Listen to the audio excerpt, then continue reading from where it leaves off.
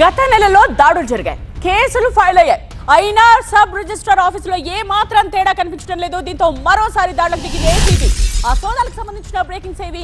Sub రిజిస్ట్రార్లు target గా ఏపీలో రెండో రోజు ఏసీబీ సోదాలు కొనసాగుతూ ఉన్నాయి.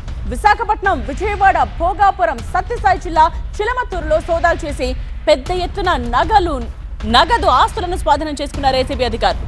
4 జిల్లాల్లో 14 చోట్ల ఏకకాలంలో సోదాలకు దిగారు.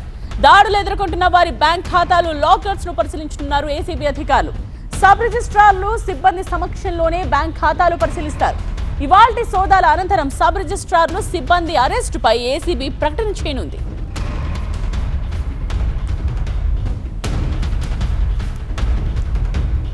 ఆల్రైట్, ఏసీబీ దాడులకు సంబంధించిన కంప్లీట్ డీటెయిల్స్ తో కరెస్పాండెంట్ వసంత్ లైవ్ లో జాయిన్ అయ్యారు. వసంత్, ఎలా జరుగుతూ ఉన్నాయి ఈ సోదాల్లో? ఎటువంటి విషయాలు వెలుగు చూస్తున్నాయి? ఇంకా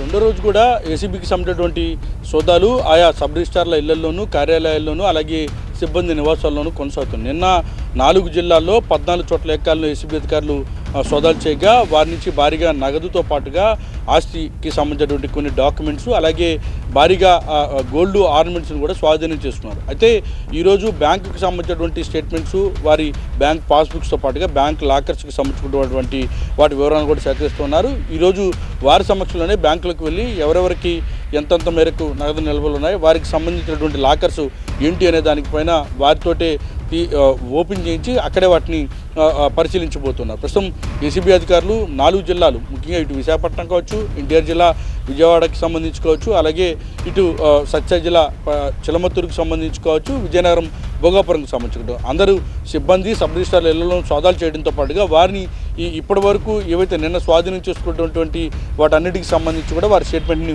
ఈరోజు రికార్డ్ చేయబోతూ ఉన్నారు. ఇంత పెద్ద మొత్తంలో నగదు కావచ్చు, ప్రైవేట్ వ్యక్తుల్ని నియమించుకొని మొత్తం వ్యవహారాలను నడిపించడం కావచ్చు, కమిషన్ల వసూలుకు సంబంధించి కావచ్చు, ఆదాయానికి మించి ఆస్తులు కూడబెట్టారన్న ఆరోపణల నేపథ్యంలో వారిపైన ఇప్పటికే కేసులు నమోదయ్యాయి కాబట్టి వారి నుంచి అన్ని వివరాలను కూడా నమోదు చేయబోతున్నారు.